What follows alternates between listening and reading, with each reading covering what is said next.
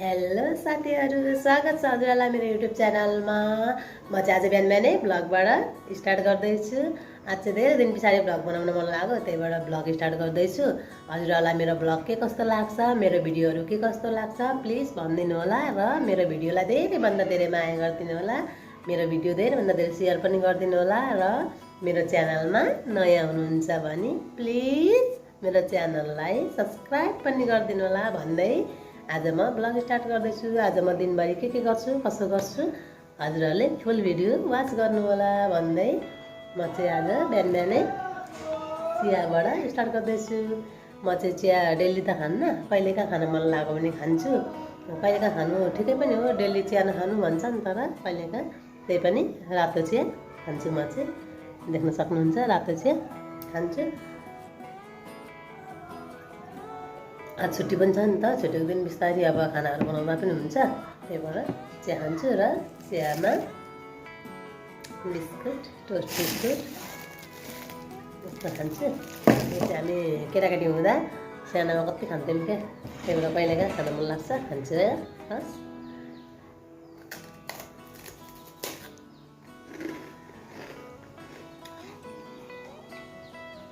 छुट्टी पनि छ, बिस्तारै खाना बनाउने। छुट्टीको दिन अब धेरै काम हुन्छ नि त, अरू बेला पनि गर्न त गरिन्छ, त्यही पनि छुट्टीको दिन चाहिँ विशेष कामहरू साँचेर राखेको हुन्छ नि त।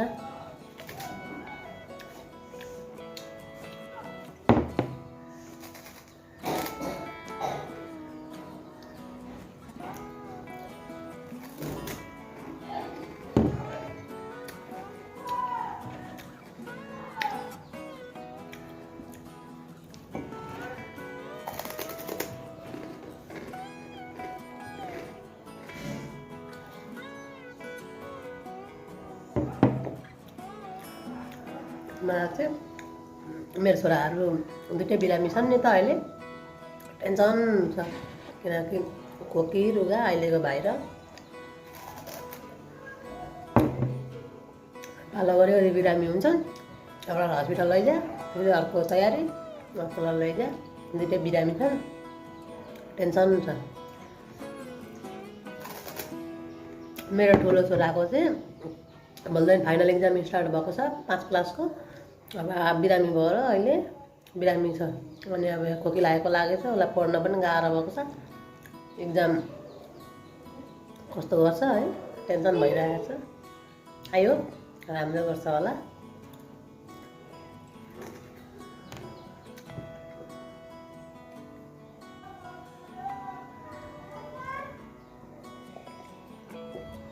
मैले चिया पनि खाइसकेँ। अब म आज दिनभरि के गर्छु हजुरहरूले हेर्नु होला होइन। म खाना बनाउँछु, अनि लुगाहरू धुनु छ, अब धेरै काम छ आज, हजुरहरूले हेर्नु होला के गर्छु है त। यहाँ चाहिँ अचार पाकेर रेडी भएको छ टमाटरको, देख्न सक्नुहुनेछ, यम्मी यम्मी। यहाँ चाहिँ दाल पनि पाकिसक्यो, यसमा चाहिँ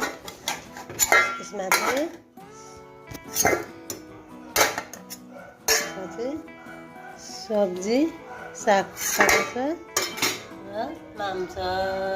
अब म चाहिँ माम खान्छु, माम रायोको साग, टमाटरको अचार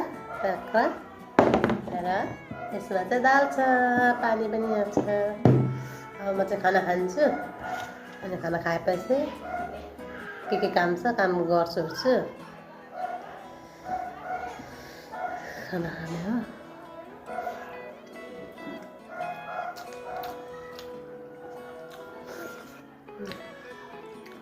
मिठो टमाटरको छ। साथीहरू अब खाना खाने, अनि एकछिनमा काम सकेपछि भेट्छु हजुरहरूलाई है त। भाँडाहरू पनि धोइसकेँ, घरको कामहरू पनि सबै सकाएँ। अब म चाहिँ यो मेथी र यो घिउकुमारी पिसेर मेरो कपालमा लगाउँछु है त। पिसेर पनि रेडी बनाइसकेँ, लाइनमा पिस्छु भनेर मिक्सरमा पिस्छु भनेर रेडी गरेको, भरे लाइन नै रहन्छ, लाइनले धोका दियो, त्यही भएर सिलौटामा पिसेँ। सिलौटामा पिसेर यस्तो पारेको छु। अब म चाहिँ कपाल हेर्नु न, जर्रो भएको छ, यसले राम्रो गर्छ, लगाउँछु। हाँगा काट्नबाट मद्दत गर्छ। अलिकति कपाल झरेर कस्तो हुन्छ लगाउँछु मजाले जरामा लगाउँछु मिक्सरमा पिस्न भएको भए मजाले पिसिन्थ्यो केही छैन अब लाउनलाई रेडी गरी त हालेँ लगाउँछु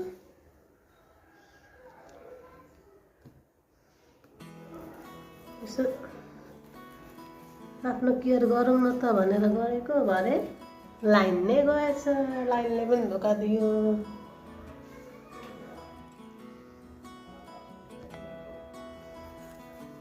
यसमा चाहिँ मैले घिउ कुमारी र मेथी हालेको छु यसको जरामा हाल्छु कपालको जरा बलियो पार्छ अब म चाहिँ यो लगाइसक्छु अनि लगाइसकेपछि एकछिनमा फेरि भेट्छु है त मैले चाहिँ लगाइसकेँ अब म यसलाई 2 घन्टा जति राख्छु अनि राखिसकेपछि धुन्छु धोएपछि मेरो कपाल कस्तो हुन्छ हजुरहरूलाई देखाउँछु म चाहिँ छतमा आइसकेको छु अब मामु छोरा भएर हामी चाहिँ आलु खन्ने हो खोइ खन्ने यहाँ छ यसले अनि यसमा राख्नु कति फलेको छ फलेर देखाउँछौँ हाम्रो चाहिँ आलुबारी चाहिँ यही हो पोहोर साल चाहिँ यसमै मैले एउटा आलु राखेको थिएँ रोपेको थिएँ 1 किलो जति फलेको थियो अब अहिले चाहिँ कति फल्छ हेरौँ यहाँ धनियाँ पनि छ यहाँ सबै यहाँ धनियाँ पनि लगाएको थिएँ लसुन पनि लगाएको थिएँ आलु पनि छ अब यहाँ यो फुल पनि छ कति फलेको छ देखाउँछु यहाँ आलु खन्ने कति फलेको छ हेर्ने अब यो लट्टेको सागलाई पनि उखालिदिनु पर्यो लसुन त्यसको चाहिँ भयो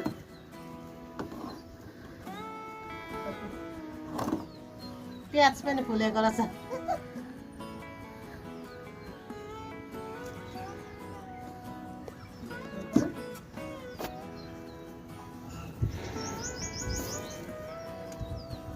धनियाँ सुरुमा खन्ने अनि आलु खन्ने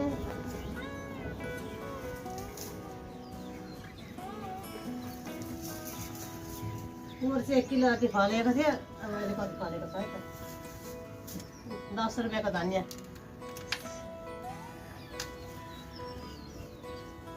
10 रुपियाँको धनियाँ हो 10 रुपियाँ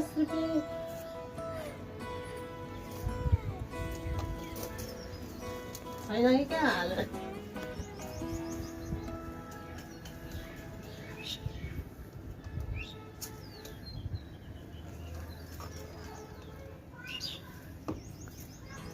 लसुन पनि फलेछ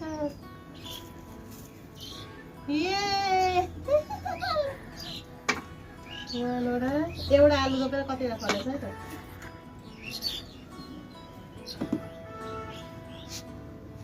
यसपाल त फिस्स भयो कि क्या पोहोर त 1 किलो जति फलेको थियो यसपाल झन् यत्रो फालेर आएको त लिनु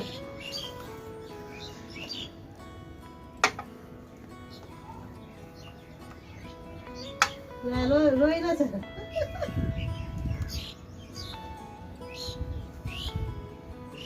जम्मा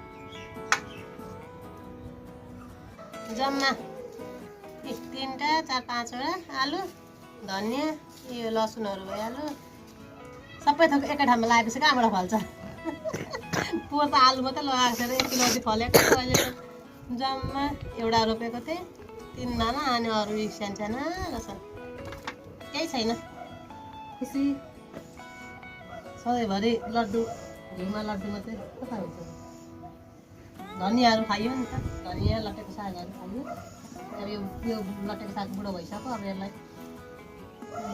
यसरी गरिदिने मल हुन्छ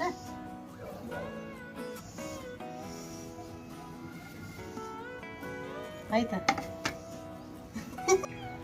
मैले चाहिँ कपाल नुहाइ पनि सकेँ। नरम भएर छ, कति मिठो बास्ना पनि आएको छ।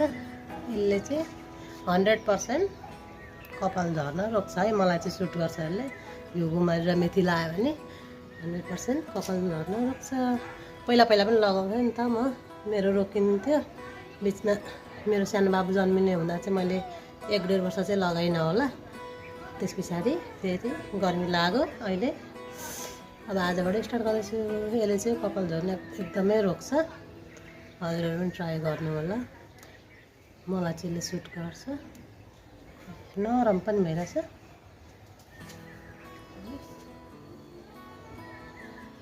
आजको खाजा चाहिँ चटपटे घरमै बनाएको यम्मी यम्मी रोहन बनाएको सबैजनाले खाएको खाजा। आजको ब्लग कस्तो लाग्यो हजुरहरूलाई प्लिज भनिदिनु होला। मेरो भिडियोमा लाइक गरिदिनु होला। देखिहाल्नु अघि माथि मेरो माथि कौसीमा चाहिँ आलु कति फल्यो भने यसपालि आलुले धोका दियो, फलेन। सधैँभरि फल्छ भन्ने पनि छैन नि त। त्यसमा अब धनियाँ लट्टेको सागहरू हामीले खायौँ नि त, अनि फलेन। धनियाँ यति, अनि लसुनको पत्ताहरू, आलु चाहिँ जम्मा आलु चाहिँ 1 2 3 4 आलु चाहिँ यति नै फलेन, केही छैन। सधैँभरि राम्रै फल्दिन्छ भन्ने पनि छैन। अर्थ खायौँ नि त लट्टे सागहरू, अनि खायौँ, ठिकै छ। फेरि अब फल्ने छ। म चाहिँ अब खाजा खान्छु।